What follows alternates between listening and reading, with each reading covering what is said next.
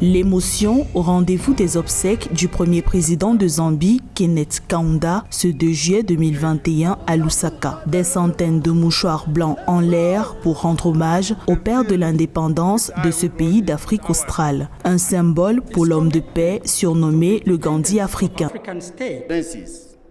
Aujourd'hui, je rends hommage à un géant, un baobab, le dernier des pères fondateurs, celui qui a conduit des peuples au-delà de celui auquel il appartenait, à l'indépendance. Si ce n'était grâce aux efforts altruistes des hommes de sa génération, je ne serais pas ici devant vous ce jour.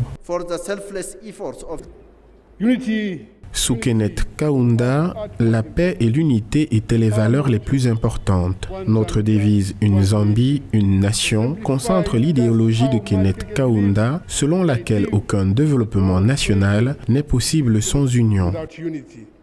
Au-delà de la Zambie, c'est le continent africain tout entier qui a perdu une personnalité connue pour sa sagesse. Kenneth Kaunda a pris une part active aux luttes anti-apartheid dans toute l'Afrique australe en prônant le socialisme et la non-violence. Kenneth Kaunda a également été là à l'aube du multipartisme dans son pays, un système politique qui va lui coûter le pouvoir en 1991.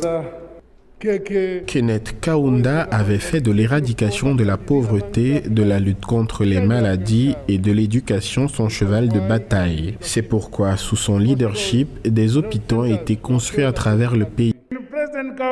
L'Afrique a perdu un panafricaniste, un libérateur, un visionnaire qui a consacré sa vie entière au développement et à l'indépendance du continent africain.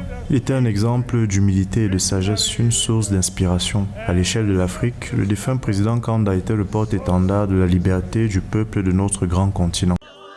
Décédé à 97 ans, Kenneth Kaunda, né de parents malawites, représentait à lui seul l'image d'une Afrique libre de limitation imposée par des frontières physiques et idéologiques. La présence de plusieurs dignitaires étrangers africains à ses obsèques montre le poids de son héritage politique pour le continent tout entier.